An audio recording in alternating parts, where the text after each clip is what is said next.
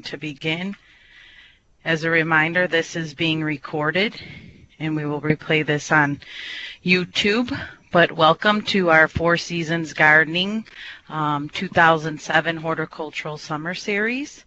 This is put on by the University of Illinois Extension Horticulture team and is offered for free.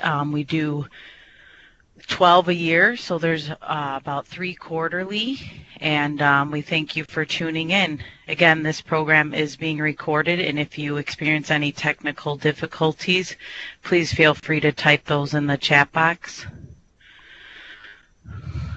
Today we're going to talk about using essential oils safely. My name is Nancy Kreith. I'm an extension educator in the Chicago area in Cook County, and I focus on teaching horticulture programs. And if you have any questions during the program, feel free to go ahead and type those in the chat box, and I will save some time at the end for you to speak up and voice your questions, but I will not address those until the end of the program because this is being recorded. It'll flow smoothly and we'll save questions till the end. So hopefully you're not expecting me to make any claims today. I'm not an aromatherapist or haven't done any clinical studies on this. So I'm coming at using essential oils from a standpoint of safety and how they're processed as far as plants go. So we'll talk about the extraction process, some studies that I did find, and also just safety. These are growing in popularity, so I felt it important to address some issues and make sure people are using these safely. So let us continue. So really, what is an essential oil? Well, basically, this is a highly concentrated plant extract. They're also known as volatile oils or ethereal oils, and this is really the basis for aromatherapy. When we look deeper into essential oils, they are the concentrated liquids containing volatile aroma compounds from plants, so very strong in their smell, their aroma, and for an oil to be essential, it really must carry a distinctive scent or essence of the plant. These essential oils have been used for a variety of medicinal purposes and claim to be a cure for ailments. Again, these are claims. I was limited in what I could access in my research. I would like to dig deeper if I was to research this further in pharmaceutical publications, and I do have access to those, but I have to go to our other campus in Chicago. And so if you would like me to dig deeper on a particular oil, I'm happy to do that. So just take my contact information down at the end, and I'm glad to help you with researching that further. And for the purposes of this presentation, I abbreviate EOs, our essential oils, in case so you can follow along. So how are plants used to make essential oils? Well, some are derived from the whole plant. Others just come from certain parts. So in the case of almond or nutmeg, these are coming from the seeds. Others come from the leaves in the case of eucalyptus or tea tree. Some others are from wood, flowers, or resins, and even roots. So for instance, frankincense comes from the bark of a plant. Geranium could come from leaves, stalks, and flowers. And another example of where roots are used would be ginger.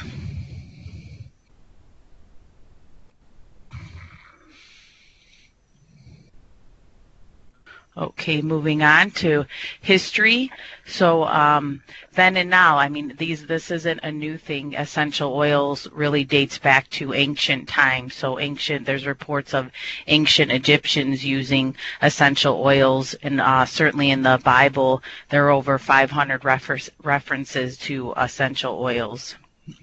Lately, our market reports show that purchases of essential oils in the U.S. have grown, and that data comes from 2015 report. So they are becoming more and more popular. Myself, I see friends and colleagues having essential oil parties, certainly having them on their shelf and seeing them sold in more and more stores. So again, this is why I wanted to address this from a safety standpoint on how to safely use essential oils. So professional practitioners, they may use anywhere up to 300 essential oils to treat various ailments. Um, Most home practitioners, they're going to be between 10 and 20 essential oils on a regular basis. So here you see a nicely organized kit. They have cases, they have boxes that are made to store essential oils. People build shelves, and the best place to store these are in cool, dry areas, so out of direct light. And it's nice to always label them and organize them so, you know, when you're trying to cure an ailment, they're easily accessible. Now, as far as aromatherapy, this is really a form of alternative medicine. It's again, the basis in aromatherapy is essential oils, and they're used to positively influence one's mind, body, mood, or cognitive function. And although essential oils are at the core, they are used in combination with other things such as herbs, mineral clays, jojoba oil, hydrosols. Other complementary substances are also used. Please note that to be truly aromatherapeutic, an oil must be 100% completely natural. So as far as regulations go in the U.S., aromatherapy is currently an unregulated and unlicensed field for both aromatherapy and also the manufacturing of aromatherapy products. Um, it is an unlicensed profession in the U.S., so typically people that are using these are practitioners that may hold other licensing in that could be nursing, doctors, massage therapists, and acupuncture along those lines. There are two go-to places to learn more about aromatherapy. I would jot down these websites, or hopefully I could also make these PowerPoint slides available to you. So if you don't have time to write these down, you could email me, and I'm happy to share my slides with you. But the National Association for Holistic Aromatherapy, or NAHA, is a good source. They'll have recent studies and a lot on safety. This is where a good number of the basis of my safety slides come from. And so they've been at this a long time. That's a good resource for you, along with the Aromatherapy Registration Council. So the ARC, they provide a public register of aromatherapists who successfully pass their examination. Again, these are just associations or councils. They're not government run or anything like that, but they're people and organizations trying to, protect others and provide reputable references for people using essential oils to better themselves. So as far as the FDA regulations go, that's Food and Drug Administration, they do not review or regulate essential oils for safety or efficacy. They will only take action if data is showing essential oils to be unsafe, or this distributor makes claims that cause essential oils to be classified as a drug. So typically, the FDA is only classifying essential oils as cosmetics, and that's if they're topically used. We'll talk about how essential oils are used, and really with these restrictions from the FDA, they limit the language that can be used to promote essential oil use.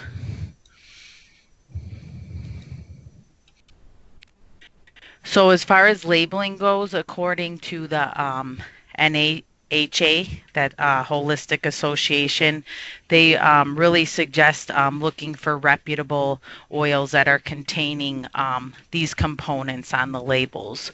So labels should really include the Latin name of the parent plant. So you're looking for that botanical name of the plant, because there's different varieties within a genus of plants. And so there's a few types of lavender. You would like to know which one um, is that you're trying to use for a particular ailment. So having that botanical name on there really helps aid in that. They should list the part of the plant used, indication that the essential oil is for external use only, and then warnings against using undiluted forms unless otherwise demonstrated. Certainly warnings to keep away from eye and mucous membranes, and then also an expiration date or at least a date of manufacturing.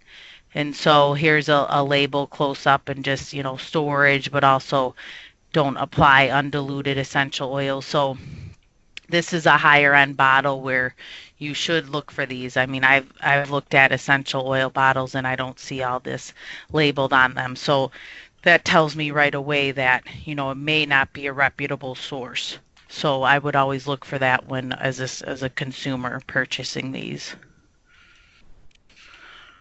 So how, a little bit of the science behind how these essential oils are working. Well, it's all, with sense of smell. So it's, our olfactory system, which is located in the nose and directly connected to our limbic system in the brain. And so a sense of smell is more powerful than any of the other senses and travels rapidly to the brain. And so, the limbic system is really the heart of our emotions. It's connected to the pituitary gland, and which secretes hormones. So that's how these could be effective in, changing one's sense of mood, or changing, or curing ailments.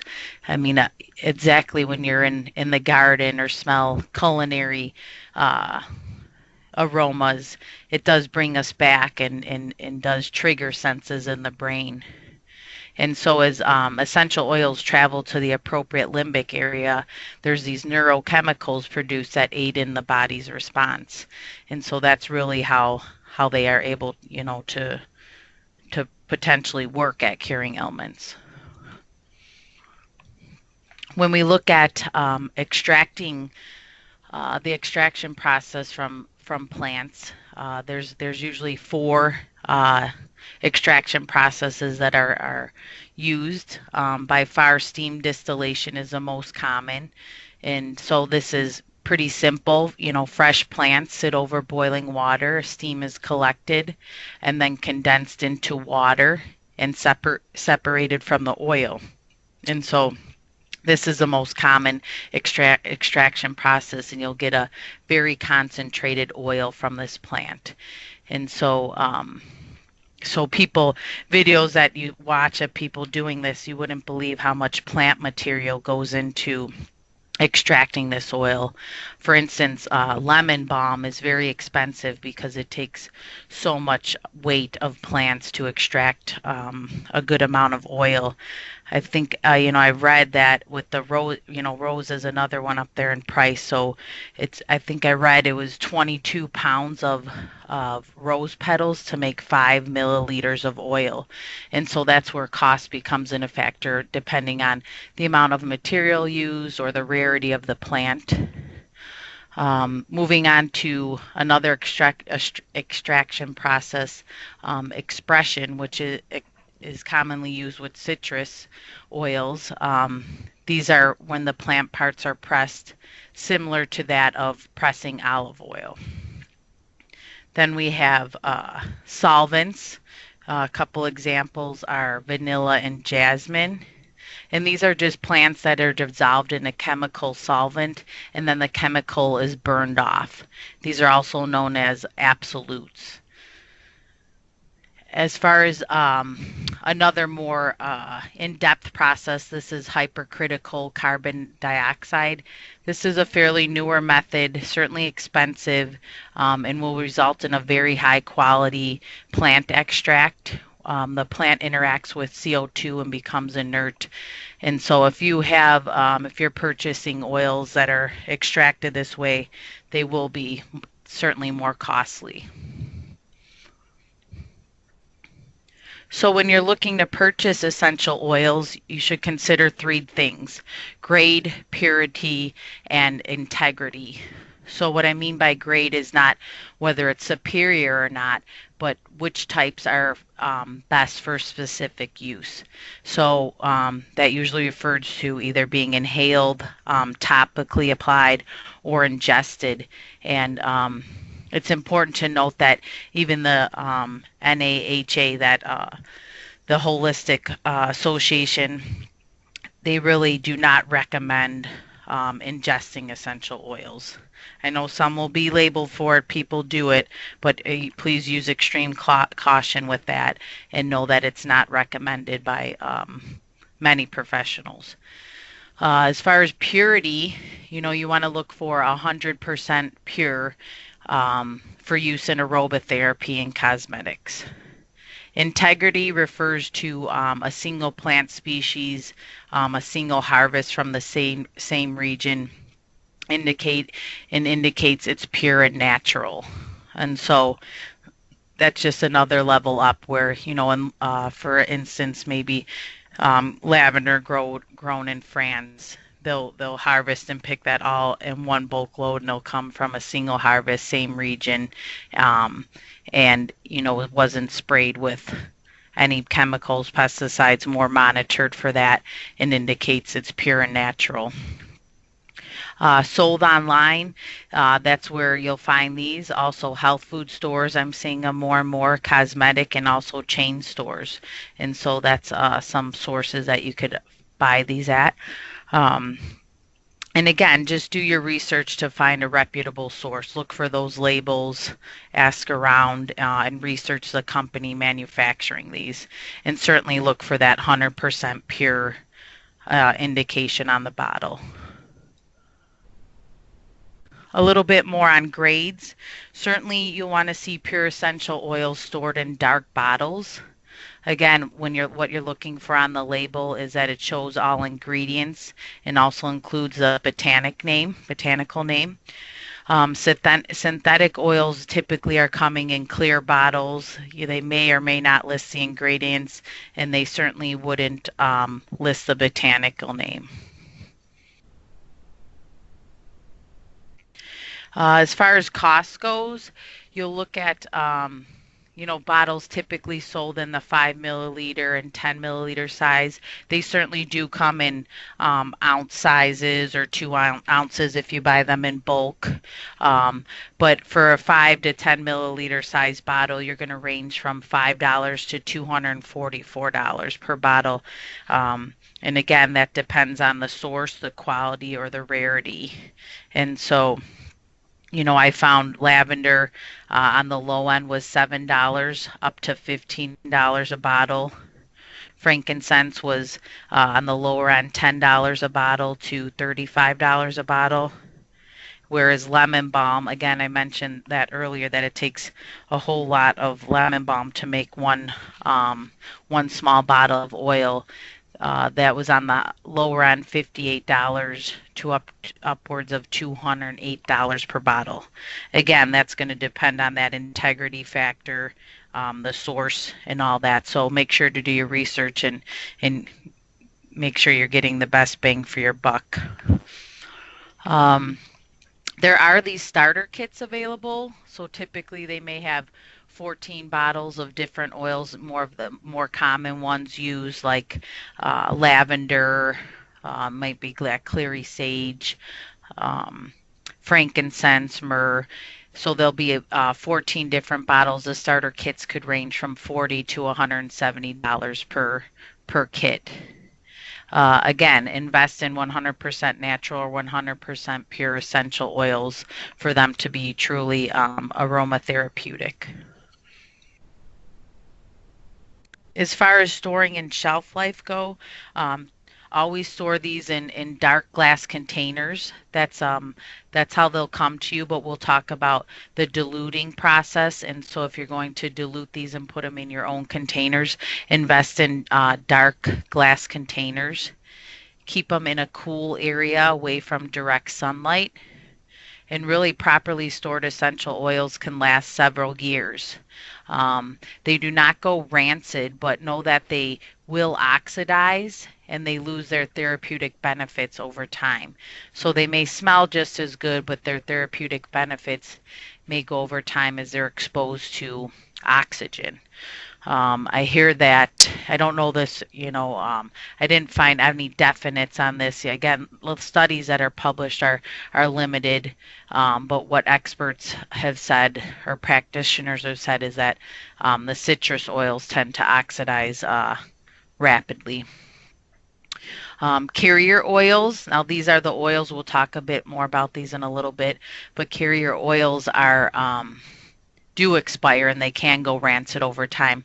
So make sure as you dilute your essential oil with the carrier oil, I like to put the date you do that because it may, or the expiration date of the carrier oil, because over, if you're having this little bottle, you only use it occasionally, a year goes by, you will notice a change in smell, and that is probably the carrier oil going rancid over time. So how are essential oils used? Again, these are application methods once diluted, and we'll talk about dilution in a little bit. But they could be inhaled, so that's the majority.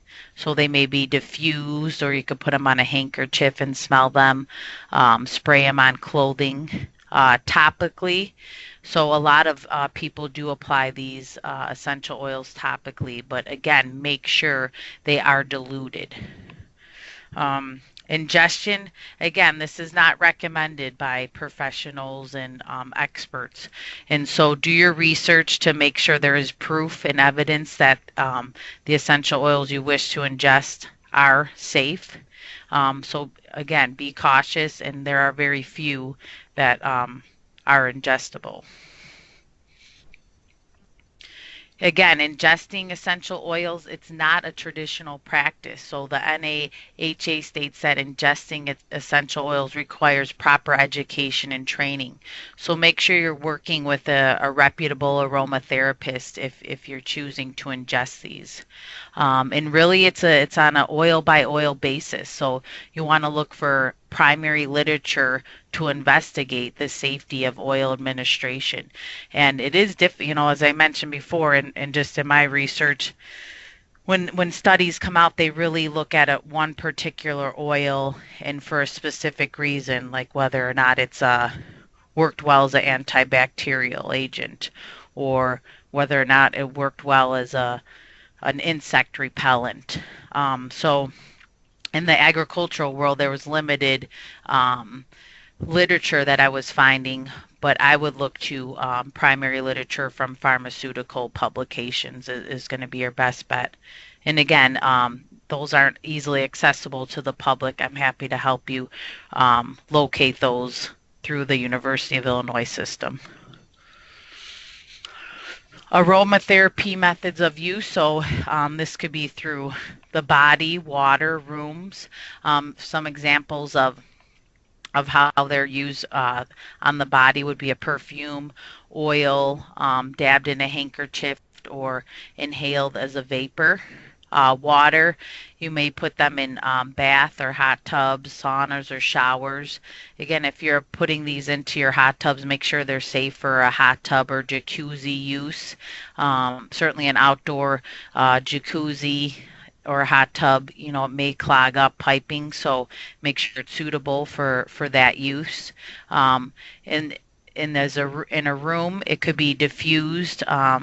With the diffuser, the one pictured here is one that you plug into the wall, you add water, and then just a few drops of the essential oil, and that diffuses it that way. There are these light bulb, people dab them on light bulbs. Again, these are highly concentrated oils, and they can be flammable, so you want to be cautious with that. People do put them in humidifiers, but again, remember this is an oil, and you'll want to make sure to clean that out. It can clog up humidifiers. A good cleaning agent would be something like a diluted vinegar to clean that naturally. People put them on radiators. Again, use caution with that. These can be flammable. Room sprays, water bowls, even wood fires. And if you're having a visual in front of you, there's also pictured in the right-hand corner just some pads, like a fabric pad that you could put in a diffuser and plug it into the wall, even a car diffuser. So rather than having these plug-ins or chemically derived diffusers for car air fresheners, this is a more natural way to go. So as far as other ways to apply diffusers, there's also like these oil burners where you could have a candle and place a few drops in the top of the dish, and the candle will heat that up and diffuse it into the air. In that case, you know, that's being diffused in the air and inhaled, so it's not as necessary to dilute these before you put them in the air. It's not like you're applying these to your skin, but certainly as a spray that you're spraying on a body, certainly you want to dilute it, and you could dilute it as a spray in just water, purified water. Also, there's roll-on bottles, and also, you know, you could use something like a glass jar. Dark, again, have it be dark in color, and make something like a balm, like coconut oil. If it's not fractionated, it's going to harden up more like a balm. It certainly, if it's hot out, it will liquefy, so be careful with that. But you could make a lotion type out of it and add it to just a neutral lotion, and apply it that way. So more about diluting. Again, always dilute essential oils before using.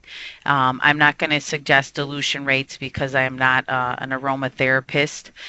So consult a registered aromatherapist or doctor or nurse, someone practicing this holistic approach for appropriate dilution rates.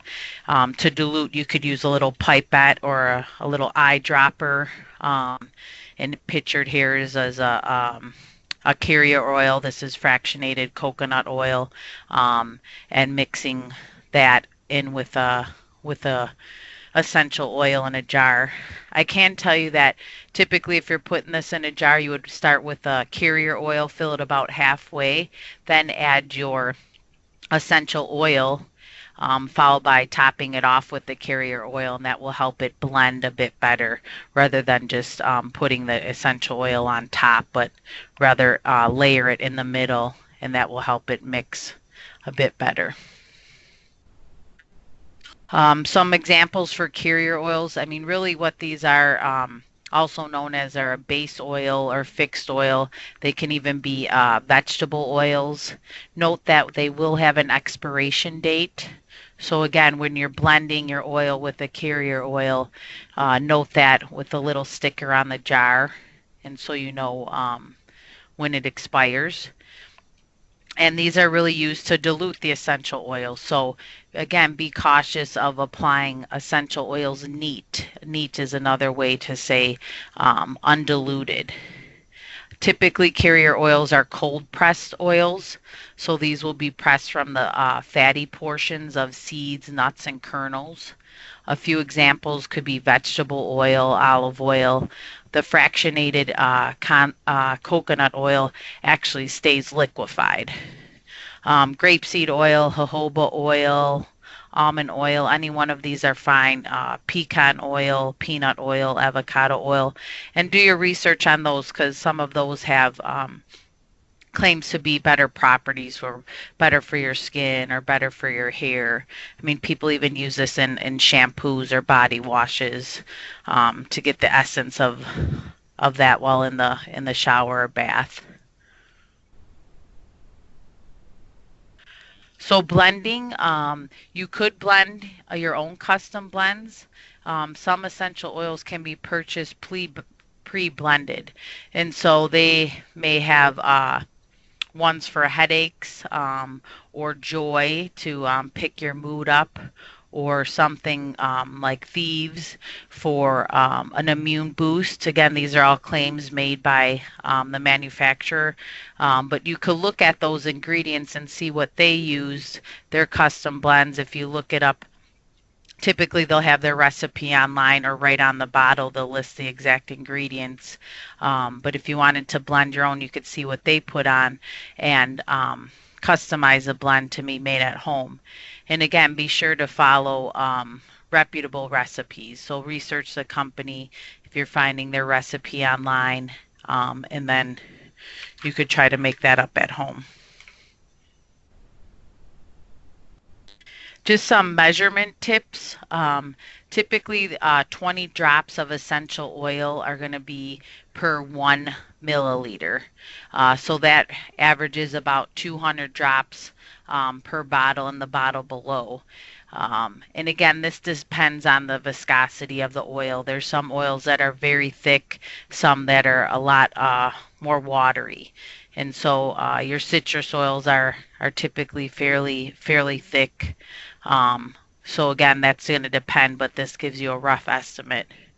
And just some conversions, there's roughly 2 tablespoons or 30 milliliters of essential oil per ounce. 1 tablespoon is going to equal 50 milliliters. And so you may have these instruments at home, like a tablespoon, a teaspoon.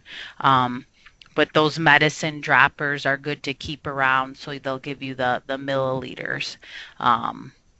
1 teaspoon also equals 5 milliliters.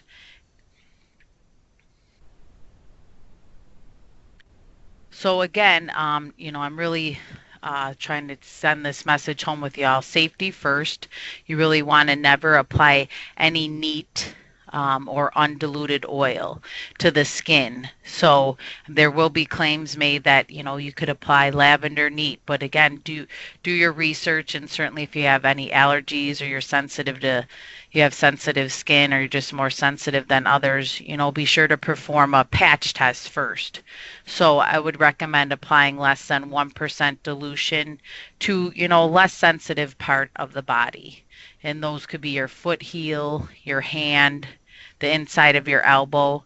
And certainly if a reaction occurs, you want to clean it. If a reaction occurs, you could apply a carrier oil followed by washing it with soapy warm water. If the reaction persists, make sure to seek medical attention. And certainly avoid your eyes, sensitive parts of the body, and sunlight. So for instance, there are plants that are phototoxic. And so bergamot, or a lot of your citrus, lemon and lime, also phototoxic. So these react to in sunlight. And so if you put this on your body and then go into the sun, you could certainly have a reaction to it. Also keep in mind, do your research when you're researching particular oils on what to avoid or not. We'll talk a bit about children or pregnant women and oils they should avoid. Again, those that are sensitive or allergic, avoid contact and be extra cautious. So always perform those patch tests.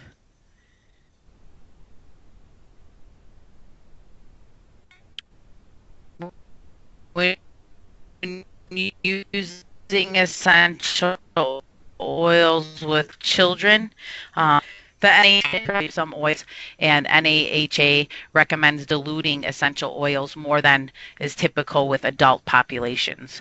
So again, consult your aromatherapist or doctor before using and get the appropriate dilution rates. The good news is, there's really limited studies on human cases and certainly on children, but currently Ohio State University is evaluating safety and efficacy of essential oil use on children, so I would stay tuned for that.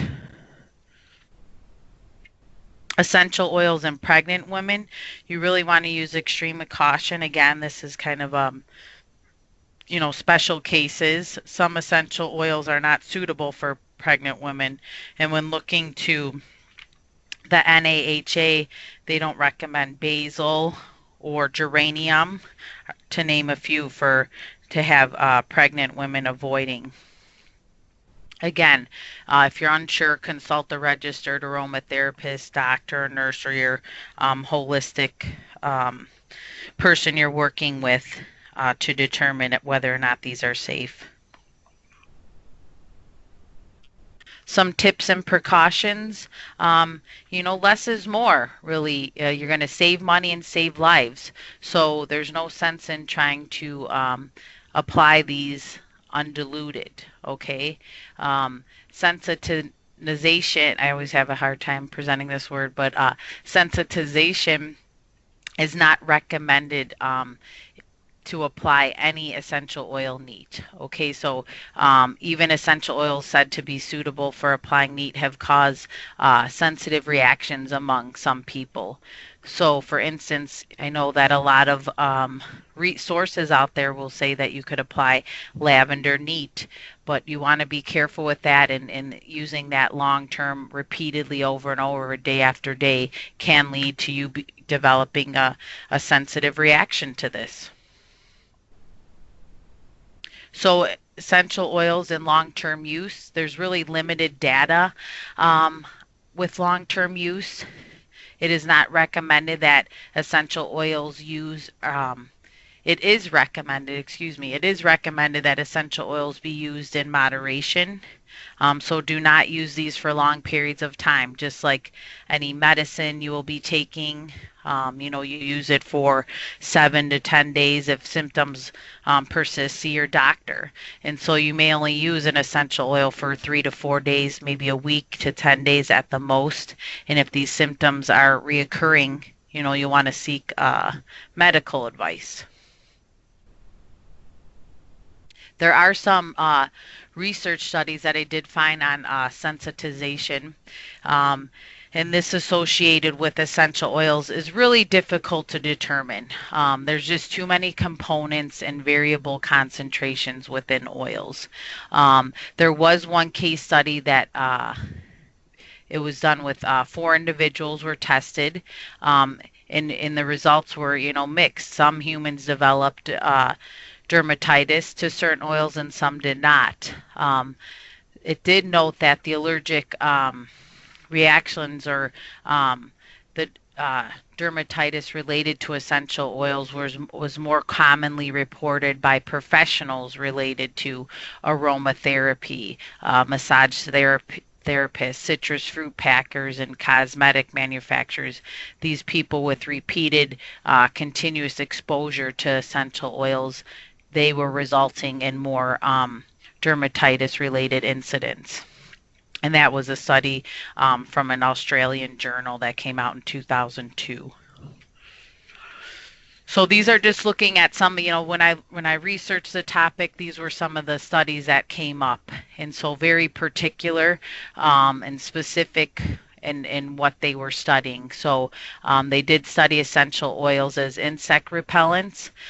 So a study from 2013 in Washington demonstrated that some essential oils were effective repellents for the pest insect. A lot of agriculturists and gardeners may know as the brown marmorated stink bug. And so clove, lemongrass, spearmint, and lang lang, which is a flower, almost completely block the brown marmorated stink bug. Whereas pennyroyal, wintergreen, rosemary, and geranium had 50 to 85% repellency.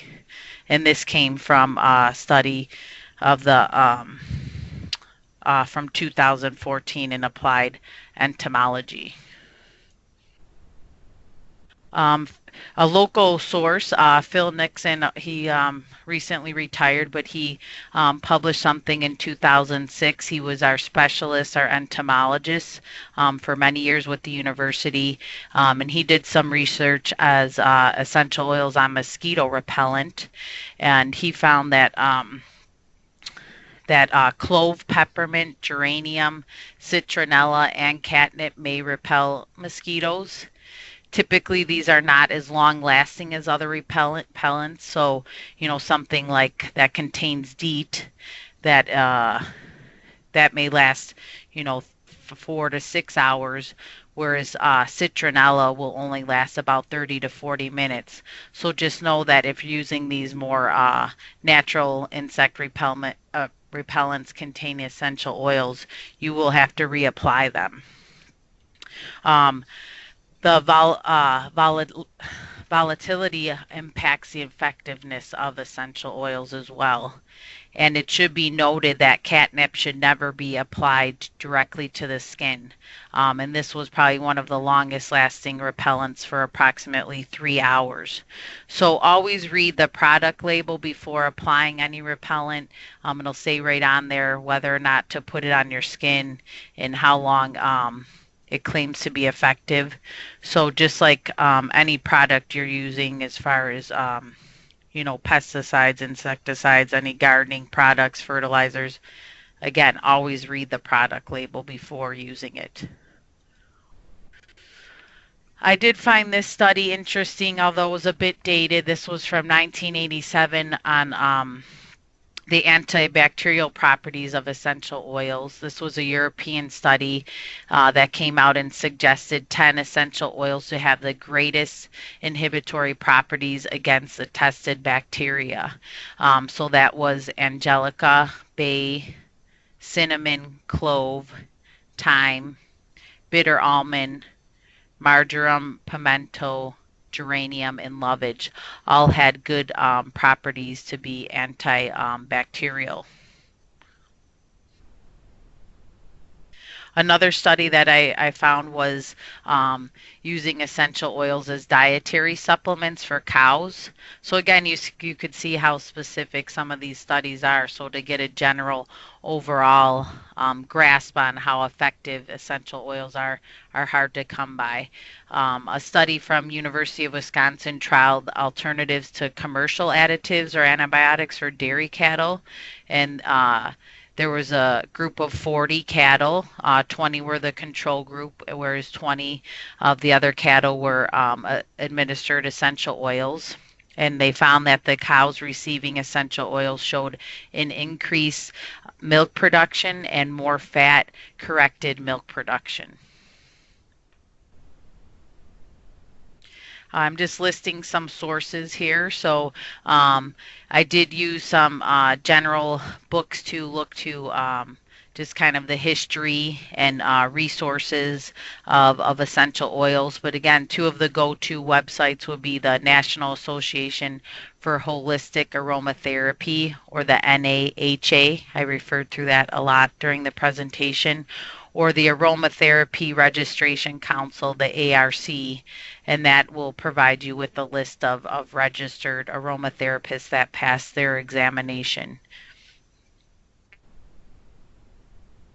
Here's my contact information. If you're tuning in through a wireless device or a phone, you could always email me at kreith@illinois.edu. Again, my name is Nancy Kreith, and the last name spelled Kreith, T as in Tom, H, @illinois.edu. So if you'd like a copy of these slides, or if you'd like have any further questions, feel free to email me. Again, I'm an educator that teaches horticulture for University of Illinois Extension up in the Cook County area. This has been recorded, and you could view past recordings from all Four Seasons gardening series on YouTube.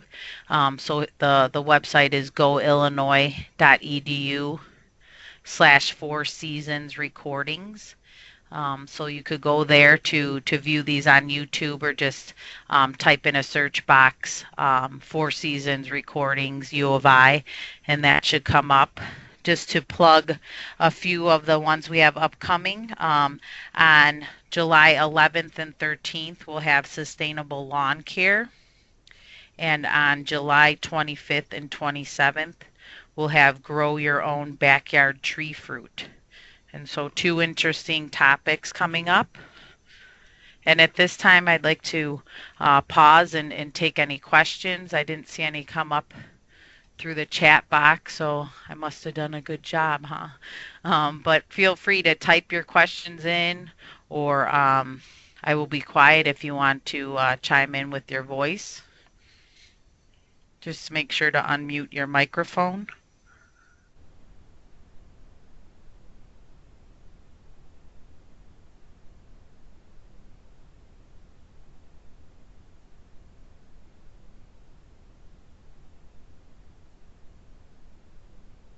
So hopefully you all didn't tune in to hear claims. Again, I'm not an aromatherapist, so I didn't want to make any claims, but happy to research things for you and share what I find. And it looks like a couple people. How do you find, so Irene just wrote in, how do you find an aromatherapist? I'm going to backtrack a couple slides to the Aromatherapy Registration Council, or the ARC, will have a list that you could search for. Again, they're not certified by the FDA, but they will be a list of recommended ones that are added to this register based on passing this exam. And so I would start there, and if you have trouble, you'll be able to search by your zip code, and if you have trouble, feel free to contact me.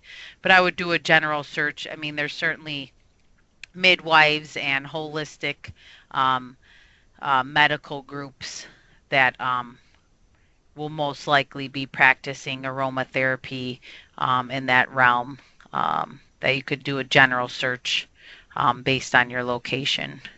But I would start with that ARC. Again, the Aromatherapy Registration Council is a reputable website where I would start.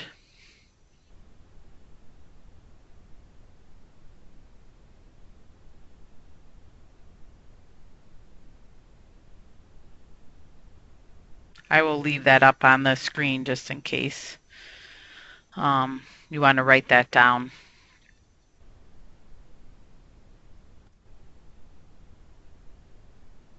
And if you are on wireless, it's just aromatherapycouncil.org is the website.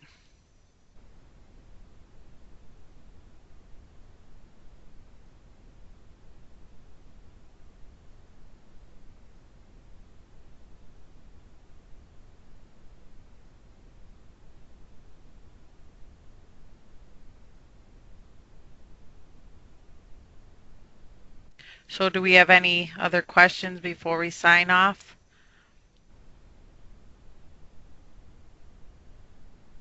Again, if you think of anything, feel free to email me. Again, my name is Nancy Kreith, and it's Kreith, like Keith with an R, at illinois.edu. And thank you for tuning in. I will be staying on for a few minutes in case questions come up, but feel free to log off, and have a good evening. Thank you on behalf of University of Illinois Extension.